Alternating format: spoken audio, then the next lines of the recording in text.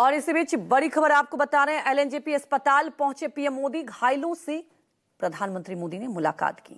बम धमाके के घायलों का हाल जाना, ये तस्वीरें भी आपको दिखा रहे हैं। ये आप तस्वीरें देख सकते हैं।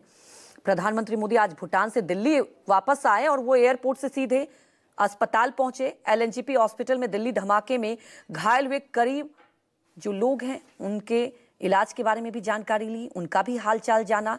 दिल्ली ब्लास्ट के बाद भूटान से ही अपनी पहली स्पीच में प्रधानमंत्री मोदी ने घटना का जिक्र भी किया था और चेतावनी दी थी कि इसके पीछे जो भी है, जिसकी भी साजिश है, उसे बख्शा नहीं जाएगा।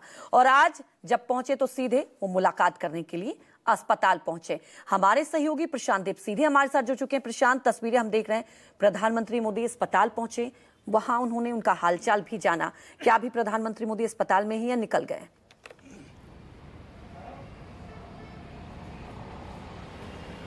देखिए, आपसे थोड़ी देर पहले यानी कि 2:45 में प्रधानमंत्री मोदी लोकनायक अस्पताल से निकल चुके हैं। उनका काफिला निकल चुका है।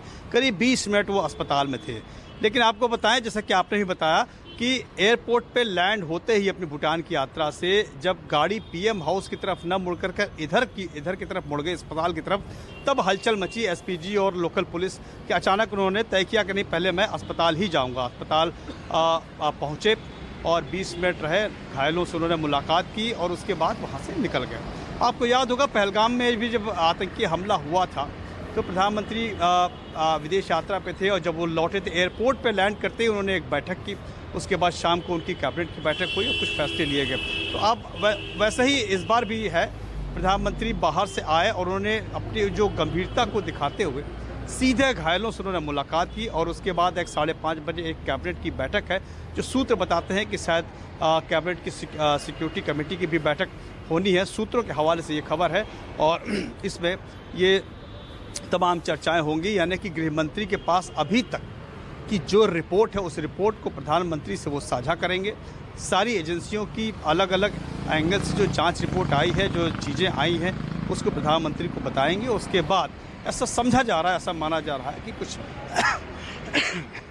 कुछ एक्शन वाले फैसले भी लिए जा सकते हैं, क्योंकि प्रधानमंत्री ने अपने पहले बयान में ये बात कही थी कि किसी को भी बख्शा नहीं जाएगा और कड़ी कार्रवाई होगी। फॉलोअप करते हुए गृहमंत्री ने भी कल इसी तरह का बयान दिया। हालांकि गृहमंत्री भी अस्पताल मिलने आए थे, लेकिन जहां तक एक्शन की बात है कि गृहमंत्री की तरफ से और प्रधानमंत्री की तरफ से घटना के पीछे जो लोग भी हैं उनके खिलाफ सख्त कार्रवाई करने के निर्देश दिए गए हैं और ये भी कहा गया है कि चाहे वो कहीं भी होंगे उनको छोड़ा नहीं जाएगा।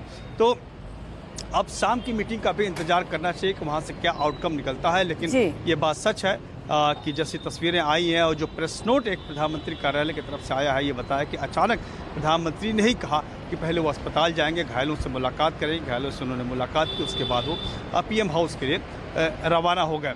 तो स्थिति की गंभीरता को समझा जा सकता है कि सरकार के स्तर पर, केंद्र सरकार के स्तर पर किस तरीके से चीज़ों को लिया जा रहा है, हैंडल किया जा रहा है। और जांच प्रक्रिया में भी काफ़ी तेज़ी आई है। एनआईए को जांच सौंप दिया गया है। एनआईए मल्टीपल रेड्स कर रही है, कई लोगों से पूछताछ हो रही है, कई लोगों को गिरफ्तार किया गया है, बहुत से नए इनपुट्स भी मिले हैं। तो तमाम चीज़ों को, जैसा कि मैंने बताया कि जो अभी तक की जो जांच रिपोर्ट है प्रारंभिक, चाहे वो एफएसएल की हो, चाहे वो क्या मटेरियल था उसकी हो, कितने घायल हुए हैं, कितने हैं, कितने टेररिस्ट अभी तक फरार हैं, तो ये तमाम चीज़ों को एक जो प्राथमिक रिपोर्ट है आज वो गृहमंत्री प्रधानमंत्री से साझा करेंगे और समझा जा रहा है कि इसके बाद कुछ बड़े और कड़े फैसले भी हो सकते हैं। बिल्कुल प्रशांत, बड़े और कड़े फैसले हो सकते हैं, क्योंकि हम लोग को याद है ऑपरेशन सिंदूर हुआ था और ऑपरेशन सिंदूर पार्ट 2 हो सकता है, क्योंकि प्रधानमंत्री मोदी आपने देखा कि सीधे जब